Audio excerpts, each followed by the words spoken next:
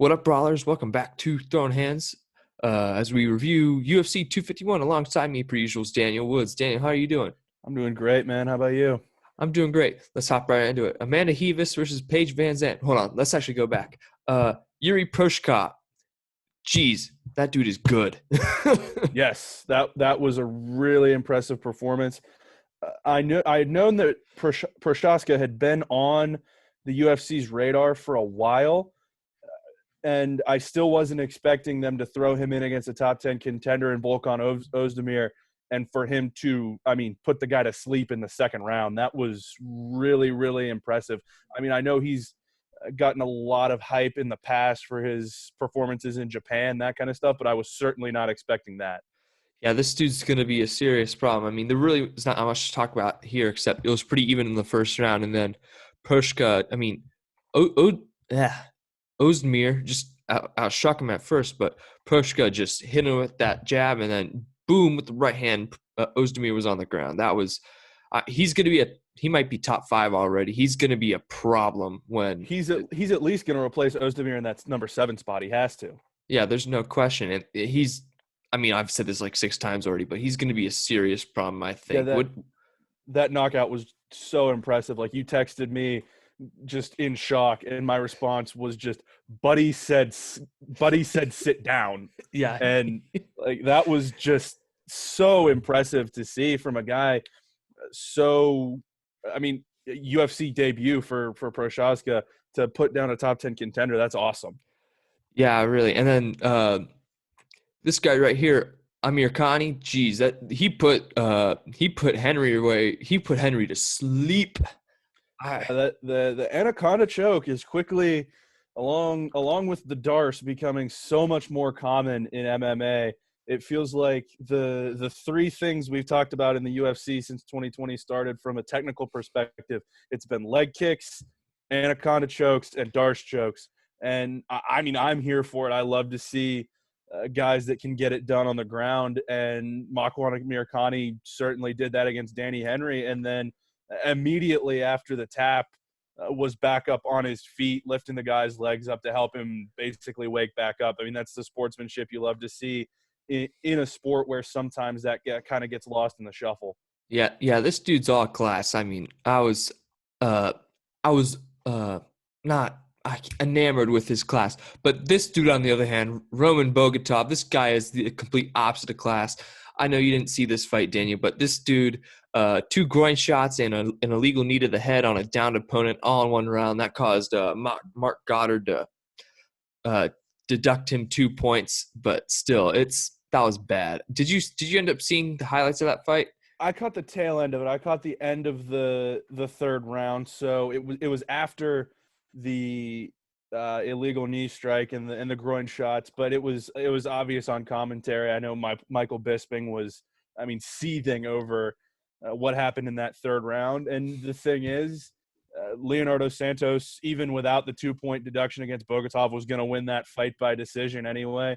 Yeah. So if it's with Bogatov, if it's the kind of situation where it's late in the fight, you're already down 2 rounds, and you're doing stuff like that out of frustration, you got to have better discipline than that. And if his coaches aren't telling him that after the fight and today, then there's a problem in that camp.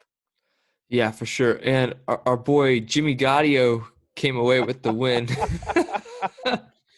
I saw Muslim Salikov come onto the screen. I'm like, that's Jimmy Gaudio from U92, where of course we are distributing this podcast. Jimmy Gaudio, a good friend of ours, and I immediately texted you and I was like, that's Jimmy Gaudio, and he comes away with the win. So yeah. So there you go.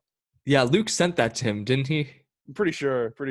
I gotta ask. I'm gonna congratulate Jimmy later today on that win, because that was impressive. It was a good fight. It was a solid fight. I'll give Muslim Salikov that. But we're gonna head back to the main card. Amanda Hevis versus Paige Van Zandt.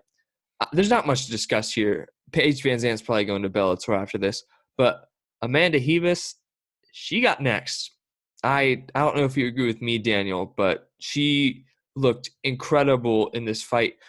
submitted Van Zant with that armbar, and she's 27, and she's already kind of tearing through every UFC opponent that she's faced. I don't know. What are your thoughts on this? I thought this was a really impressive for Amanda Hebus, and something that I think kind of got buried, at least in the process of the fight. You heard it talked about some. She was going up to make weight for this fight with Paige Van Zant. She was moving up from 115 to 125, I believe, for this fight, and she went out. She beat arguably the most mainstream famous women's UFC fighter since Ronda Rousey, for better or for worse, with Paige Van Zant being on Dancing with the Stars and Chopped. having so much mainstream attention put on her early in her career. And Amanda Hebus, no matter what you want to say about Paige Van Zant as a fighter, Amanda Hebus went out there and dominated her. And I was really impressive. It was really impressive to me the way she was able to adjust to everything Paige Van Zant was trying to do once they did go to the ground. Amanda Hebus, obviously an outstanding grappling background and an outstanding jiu-jitsu background, but Paige Van Zant is no slouch on the ground in her own right. And Amanda Hebus was able to just roll with the punches once it got to the ground and adjust to everything Paige Van Zant tried to do to get out of that armbar. Yeah, for sure. And I think you pretty much summed it up well. And I think we're gonna head into what's next for these people. Paige Van Zant's going to Bellator. I think you and I can agree on that, right? She's definitely going to go to some sort of free agency. She's probably done in the UFC. I believe even Dana White was encouraging her to look at her options after this fight. So I could see her probably going to Bellator. That's where her husband's currently fighting, and I mean, good for her. Bellator is certainly not. I mean, it's a step down from the UFC, but it's still No slouches. not a slouch at all. So I think she is probably looking at free agency, and I think right now Bellator is probably the most likely location for her to land. Yeah. Oh shoot. Gosh darn it. Okay. I'm heading over to the rankings right now so we can see what's next for Hebus. So, what do you think's next for Hebus? Oh, women's strawweight's so deep, man. Women's strawweight is so deep. It's so hard to tell. I mean, she was ridiculously impressive, but she's still 14th in that division right now. Honestly, Michelle Watterson and Angela Hill are getting ready to fight later this year. Maybe that's a matchup that gets made. She gets the winner of that. She's obviously extremely talented, but I don't think she's on the level of somebody like a Claudia Gadelha, who's one of the hottest women's fighters of the year. I know that's a fight I would like to see, as talented as both of them are on the ground, and I think it's something we'll see down the line at strawweight. But I don't think she's ready for quite that much of a step up.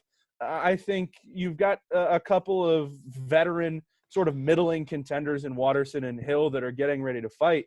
And I think Hebus getting one of them coming off a win would be really intriguing.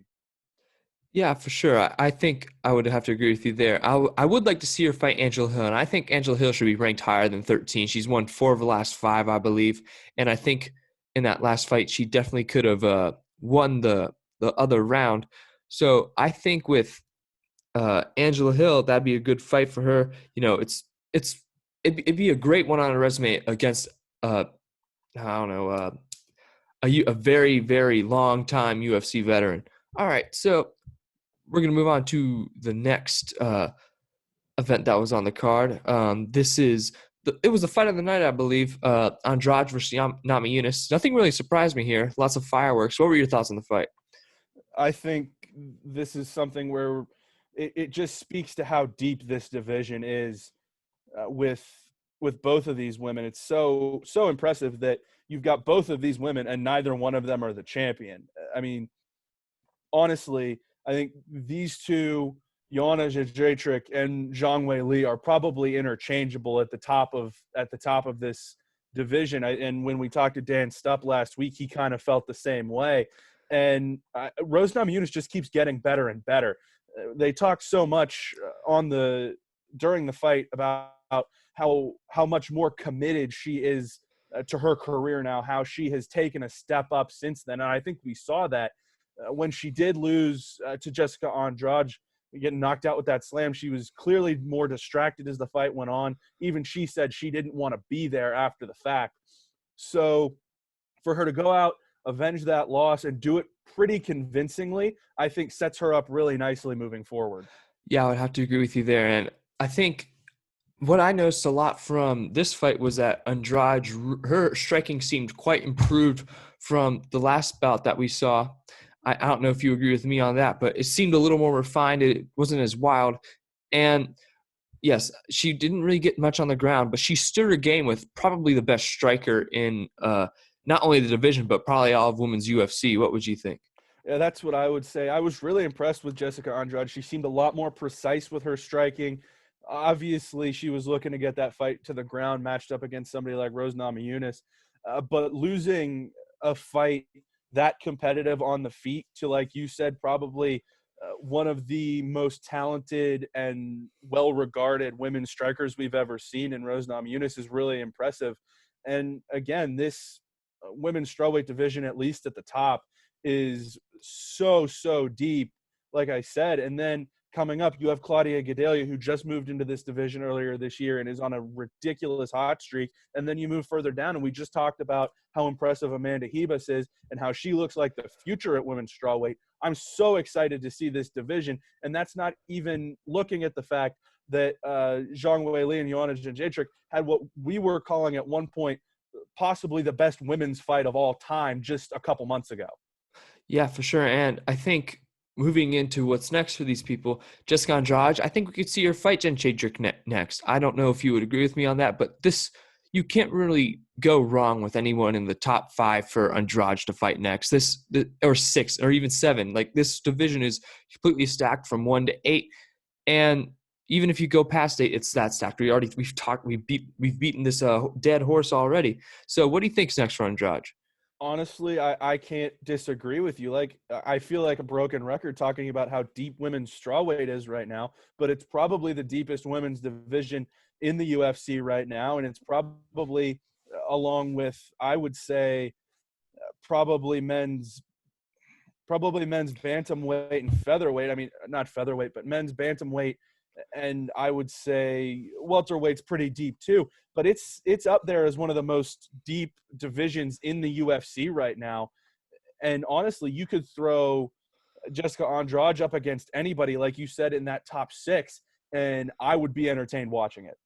Yeah, I don't think we could disagree there. Now, I think what's next for Namajunas really depends on what's next for Zhang, because I wouldn't be surprised if we see Zhang move up to fight Shevchenko, possibly after she fights Calderwood, but that'll probably be in another year. So I think what we'd see next is Zhang versus Namajunas. What do you think? I think Rose Namajunas is kind of on this redemption track, and the next step in that has to be a title fight against Zhang Weili. Of course, she's avenged the loss to the woman that beat her for the women's strawweight title in Jessica Andrade, and the next step to that would be getting that title back against Zhang Weili, who was the one that knocked Andrade off.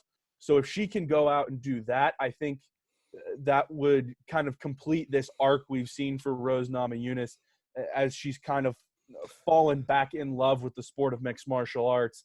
And I think she's definitely the next challenger for Zhang Weili. I don't think there's anyone that can question that, really.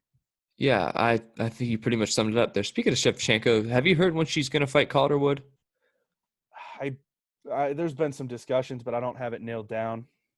All right, we'll look that up later. So on to I think you and I got the result we both wanted in this fight again with Piotr Jan versus Jose Aldo. This was, I mean, if you just look at what happened here, this was most of this doing from Piotr Jan, 258 strikes, was done in the 5th round. What were your thoughts on this fight? I was very pleasantly surprised by the showing we got out of Jose Aldo. I mean, obviously, he's, as we said a million times on this show, he's one of the best fighters in terms of competitiveness, in terms of accolades that the UFC has ever seen. But it was in the featherweight division. He was completely unproven at bantamweight. He got thrown into a title fight in his second fight in the division. And I would say for a little bit over 2.5 rounds, it was as evenly matched a fight as you could find. And then you got to the end of that third round, and Petr Yan just started to turn it up. He was more precise. He was striking with a little bit more behind his punches than Jose Aldo.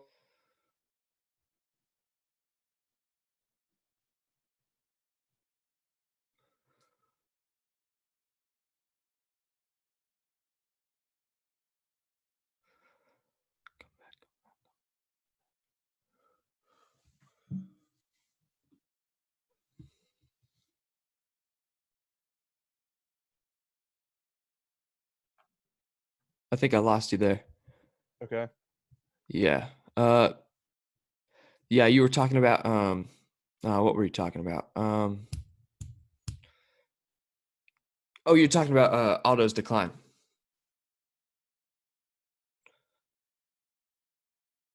You there? Where did it cut off? You're talking about I remember you said Aldo's name, but you were talking about how it was an even match, and then you're Okay. getting into like how he kind of declined. I'll start over. I'll just start the whole thing over. Yeah, go ahead. Okay.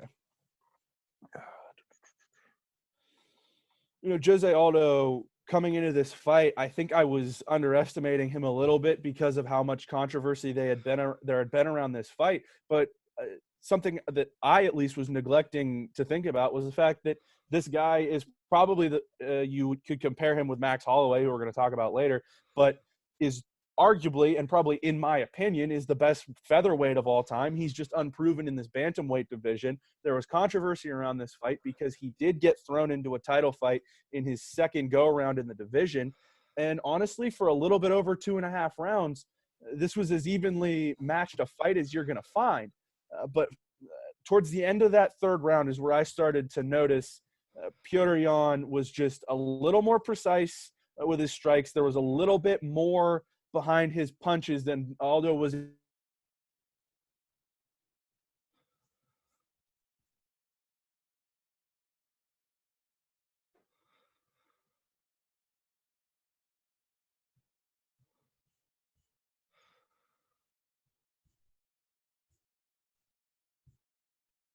From there, once Petr Yan was able to take take his back. Yeah, I would have to agree with you there. I mean, no slight to Jose Aldo, but I mean, we both agreed he didn't really deserve this title fight. He lost 2 in a row, and he thinks he won against Moraes. I thought the decision was fine. We'll get into a controversial decision in a hot minute, but what Petr Yan showed me is that he can shine under the bright lights against the best of the best. I mean, he's already done that. I mean, we'll go to Petr Yan, I guess, and he's just been mowing through this division. Yes, he did beat kind of an old Uriah favorite. He beat Rivera. He beat Dotson. I mean, these guys. I mean, the guy Petr Yan had beaten are not chumps. I mean, Petr Yan really showed here that he definitely belongs at the top when some people really, really doubted him. So I think what we're going to get into here next is I don't think Jose Aldo is washed, but he's not. We still think he's kind of where he was 5 years ago, but he's not. Where do you think Jose Aldo stands? I think Jose Aldo is in a position where in this bantamweight division, it's getting deeper as time goes on. We've seen Cody Garbrandt return to form with that win over Rafael Assunção. Corey Sandhagen took a loss to Aljamain Sterling, but he's still one of, honestly, the best young prospects in the UFC, no matter what weight division it is, let alone in the bantamweight division. Jimmy Rivera is still around. Rob Font's still around. Cody Stamann is on his way up. Aldo, I don't know that he's going to get lost in the shuffle, but I don't think he's in a position, at least at bantamweight, where he can be considered a title contender again.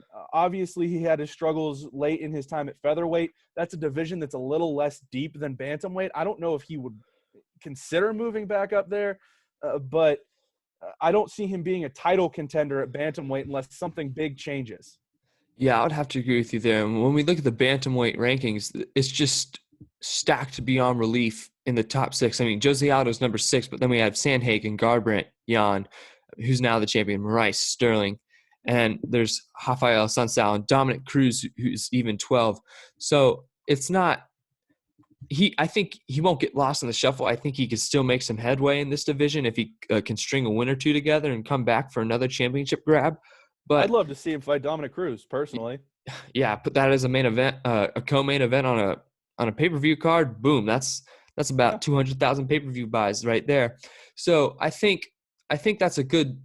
We've kind of summed up what's next for Jose Aldo. But Piotr Jan, I think you and I can both agree it's Aljamain Sterling's turn. Yeah. I think it should have been Aljamain Sterling's turn last weekend, or Marlon Moraes' turn. Actually, I'd rather be Marlon Moraes last week. But there's no way it's not Aljamain Sterling. What do you think? At this point, I would have to think so. His star is so hot after that win over Corey Sandhagen, where he looked as precise, as proficient in everything that we've seen Aljamain Sterling be good at in the past. He's refined even more and proved that against Corey Sandhagen, taking out one of the hottest guys in the UFC at the time, just minutes into the first round, getting him to the ground, choking him out in seconds. So Aljamain Sterling is somebody I'm really excited to see moving forward. I think, honestly, with his performance against Sandhagen, he's probably jumped the line ahead of Marlon Moraes, in my opinion. But believe me, Marlon Moraes is, I would have to say, upset that he did not get this title fight on Saturday and is going to be waiting in the wings for the winner of that fight. Yeah, that's very true. He's going to be waiting for a hot minute. Maybe by the beginning of next year, he'll get that fight. So on to the co-main event of the evening. We got Max Holloway versus Alexander Volkanovski. You know, people were mad about the decision. I wasn't mad about the decision. What are your thoughts about this? If I'm scoring this fight, which I'm by no means a professional mixed martial arts judge, that's not who I am. That's not what I do as a profession. I'm a college student. I'm a 19-year-old kid.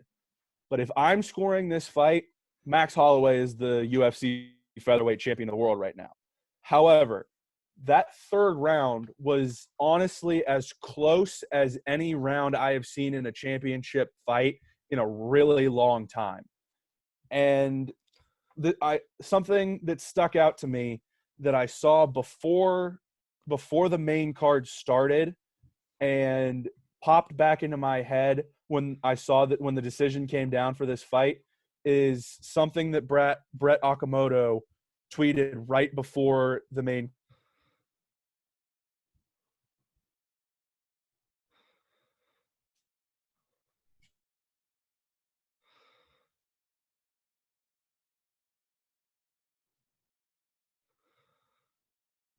They were using judges from overseas who could more easily get to Abu Dhabi to score these fights.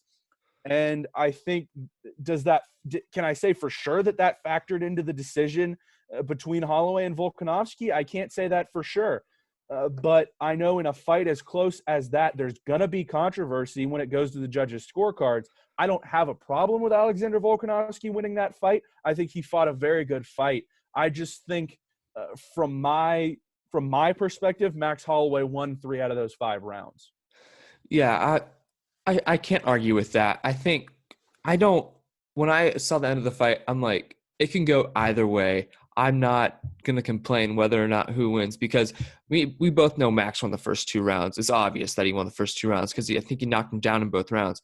But then the third round was without that first round knockdown, I think Volkanovski takes the first round. Yeah, that's probably true. And with round 3, that's a coin flip. And then rounds 4 and 5, he took Holloway down both rounds, and that's why he won both rounds. He didn't do much when he got him on the ground, but he did so. And I think we could compare this fight to Jones versus Reyes because of the same way how the third round was close. We know who won the first 2. We know who won the last 2, Reyes and Jones respectively. So that we can kind of apply this to here and say, yes, I think to beat the champion, you actually have to beat the champion. In the third round, there was no separation between the two when it came to the third round. That was so close. So I think you give that to the champion because Max Holloway didn't beat the champion by a significant margin in that round. So Volkanovski, I agree with the decision. I'm not mad at the decision. So I think we can head on to what's next for Max Holloway. And I don't know what's next for Max Holloway. I think he definitely stays in the division. Maybe I wouldn't be surprised if he moved up to lightweight, but I don't see that happening. What do you think?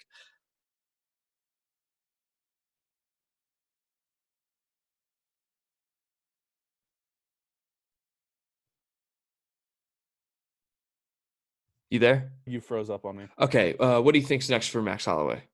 Okay, Max Holloway, honestly, I think it's very possible we could see his next fight decided this very week. I think there's a decent chance he gets the winner of Calvin Kattar and Dan Ige. I think that's a definite possibility. Those are two guys that are certainly up and comers in this division that he could do have some serious fireworks with. In my opinion, I've seen some people talk about he move up to 155, fight somebody like Tony Ferguson, because that's been rumored that he was up for an interim lightweight title fight with Ferguson in 2019. But I don't see Max Holloway leaving the featherweight division, at least for the time being. He's been so impressive there, and he's proven that even at 5'11", he can make 145 just about every time he goes out there. So I see no reason for him to move up in any kind of weight class. The winner of Calvin Kattar and Dan Ige, which I think will probably be Calvin Kattar. That's just my take. We're going to preview that later in the week, obviously. But I think he probably gets Calvin Kattar if he knocks off Dan Ige this week. Yeah, I would have to agree with you there with Calvin Kattar and Danny Gay. That'd be a good matchup for either one for Max Holloway because of Kattar's refined striking and Holloway's creative striking. I think that'd be a good fight for some fireworks. So I think we've beat the dead. Oh, right. I think what's next for Volkanovski is the winner of Zabit and Yair Rodriguez. I don't know if you agree with me on that. What do you think? That's a definite possibility. As far as rankings go, that's the fight that makes the most sense. But I mean, Chen Sung Jung, Korean Zombie, called Volkanovski out after that fight because I mean he said it's shameful that Volkanovski's the champion in his weight class. That Zombie's talking about he'll be able to finish Volkanovski to beat him for the title. Honestly, Chan Sung Jung, really talented fighter, and he's won 3 of his last 4. So, I mean, is he up for another title shot? I think it's a definite possibility. He's got to be in the conversation. I'm not sure he doesn't have to deal with Brian Ortega first. So there's some other fights that need to happen in this featherweight division. Probably in my mind, at least Brian Ortega versus Korean Zombie and Zabit versus Yair Rodriguez before the next contender for Alexander Volkanovski is decided. Yeah, I have no arguments there, and I think with how stacked this division is, anyone in the top 5 would be. I would not be mad if any of these guys in the top 5 here, or if Calvin Kattar wins for a title shot against Volkanovski. I would not be mad at that. So to the main event of the evening, kind of a snooze fest. I don't know if you agree with me on that one, but Kamaru Usman versus Jorge Masvidal. I think I don't I don't know if you saw the video I retweeted, but Kamaru Usman's practice for this was that dude stepping on the cans in a straight line. So I think I don't know what's next for Usman. Well, actually, we'll go into the fight. What did you think of the fight? I honestly, it took me 2 watches for this fight.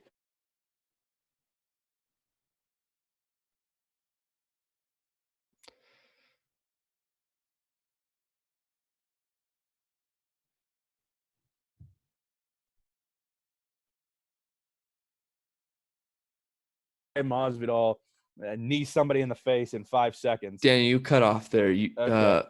started with you said took me 2 watches. Okay. Honestly, this fight took me 2 watches to really appreciate it because I mean the first time you saw it, it was after midnight, at least Eastern time. I'd been doing baseball games on the radio for the local station, doing summer league games all day before that. So, I mean, I was exhausted. I could barely keep my eyes open, regardless of how exciting. Even the fights before that, the 2 other title fights, I barely made it through without falling asleep too. And then you have Kamaru Usman out here that's just grinding Jorge Masvidal up against the fence. And I came into this fight honestly, if there were going to be fireworks in this fight, it was going to be Jorge Masvidal putting Kamaru Usman on his back early in this fight. And that didn't happen, obviously. Kamaru Usman took it to a decision and retained his title. But then I went back and watched it again yesterday. And from the perspective of an MMA purist, looking at this fight for the value of the craft of the sport that Kamaru Usman was able to utilize across 5 rounds on Saturday night, it was so impressive to me. Obviously, there's people, everybody on Twitter talking about, oh, Usman's style is so boring. He's not going to generate pay-per-view buys. Dude, whatever. He's the champion of the world. He's the best welterweight on the planet. And until somebody can find something to combat a style that is so close to what the heart of mixed martial arts has become, and it's not just these things that get casual fans riled up with Jorge Masvidal kneeing people in the face and knocking them out in 5 seconds, as impressive as that was. And the big, swing for the fences right hand from Cody Garbrandt, which I love finishes like that. They're what makes the UFC so exciting. But on the other hand, I can appreciate the technique and the planning and the craft of the sport that Kamaru Usman is able to utilize in the octagon, and it's so impressive to me. So for people saying that this fight was boring, from your perspective, maybe it was, but to me, I was watching one of the best fighters in the world put his craft to good use and do it in a way that is like somehow in my mind turns fighting into art, if that makes sense. Yeah, I get what you say. And I think it was boring to me because I was half asleep and I really wasn't paying too much attention to the fight. But I like watching grappling matches because I just like to see them figure it out. That's why I like going back and watching old Brock Lesnar matches. Yes, he's a freight train. That also makes it more entertaining. But the way he figures it out is fascinating to me. And watching, GSP do that, which we'll get into him in a tad. But watching Usman fight, it is art. Watching him figure out stuff, yes, probably about 150 of those 263 total strikes are foot stomps, but it got the job done. He won the fight. I don't care what you say. He's better than you are, you chump laying on the couch, but he's just better than everyone of this division, and I think it shows. So what do you think's next for Masvidal? I think if Masvidal had won this fight, we'd see a title shot with Conor. That's kind of what I was thinking. Or I think we could see Masvidal fight Colby Covington or Leon Edwards next. What do you think?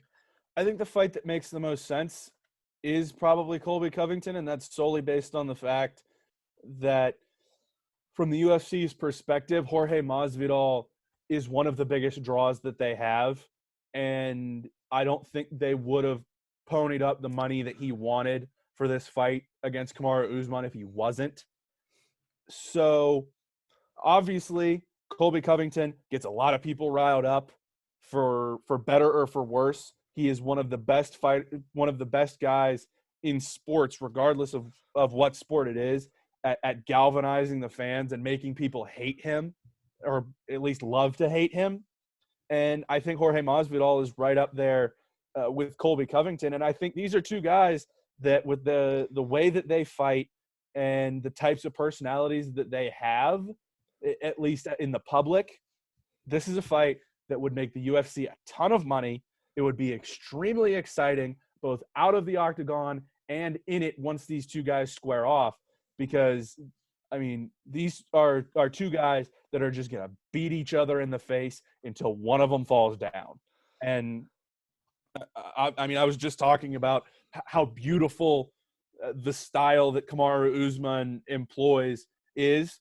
I also like to watch people punch each other in the face.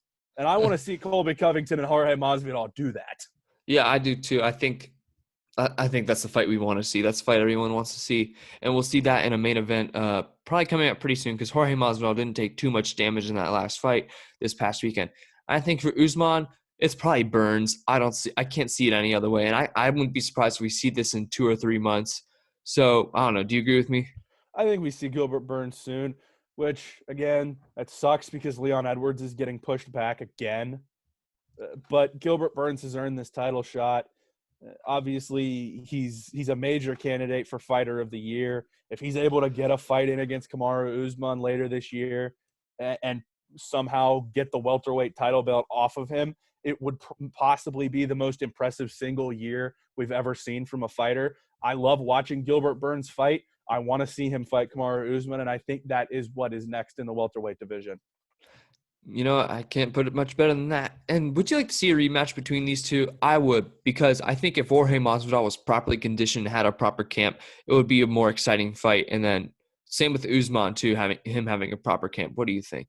I think absolutely. I mean, Jorge Masvidal took this fight on 6 days' notice, dropped 22 pounds to make weight in 6 days, and was still able to go out and compete with one of the 10 best fighters on the planet, pound for pound. It's going to be really exciting to see this welterweight division moving forward, because you have Gilbert Burns, who has risen so quickly. You have Colby Covington, who thus far in 2020 has kind of just been lurking in the shadows. Jorge Masvidal obviously is so exciting. Leon Edwards is just one step away from getting that title shot. Honestly, you take Kamaru Usman and then you take the top 5 in this division, which are the 5 guys I just named off. This welterweight division is so exciting. It's so diverse that I love watching, honestly, anybody at the top of this division fight. Yeah, I'd have to agree with you there. And I would, I'm going to get into this now. So people are comparing Usman to GSP. I don't think you can do that yet. GSP defended his title, I don't know, 9 times, I believe. And GSP was the best at literally everything he did. Best grappler, best wrestler, best striker. He was the best at everything. And I think with Usman, I hate to say this. I hate to put Usman down like this, but he's kind of like a Ben Askren, not great at striking. But when it comes to grappling, there's no one better. And I think because he's so good at grappling, that he doesn't need to strike. He's just that good. I don't know if you agree with me on that. Yeah, Kamaru Usman is, I think, honestly, a lot of people probably underrate him as a striker. He's by no means just all grappling in the way that somebody like Khabib Nurmagomedov is, but he's definitely ground focused. That's definitely where he makes his money. And honestly, you want to say his style is boring? That's fine. He's the champion of the world, and he makes a lot more money as the world champion than he would as not the world champion. So the style that works for him to win fights, I mean, I'm not going to knock him for it, because if it ain't broke, don't fix it. And Kamaru Usman backing people up against the fence and grinding them until they can't fight anymore isn't broken. Yep, I can't agree with you more there with what you said about Usman. Yes, he's not entertaining, but he gets the job done. That's pretty much what he is. Just gets the job done, and you can't really knock him for that. And yes, he did fake that liver kick against Colby Covington. Colby Covington probably would have won that fight, but that makes it more viable for a rematch, I think, and I want to see that. So, Daniel, do you have any final thoughts on what we have talked about today, or in general about anything? I missed most of what Oh, you do just you said. have final thoughts? Nothing really jumps to my mind as it stands right now. We've got some exciting fight night cards, but obviously, excuse me, the card that people are looking forward to is going to be August 15th, UFC 252, Stipe and DC 3. And then there's some really good undercard fights on that as well. I'm excited to see what happens there. I'm excited to be able to talk about them on this podcast. I don't have much else left, but thanks, Daniel, for coming back on, per usual. We'll record like 4 or 5 episodes this week or something like that, something absurd. But thanks for coming back on, and we will see you guys next time.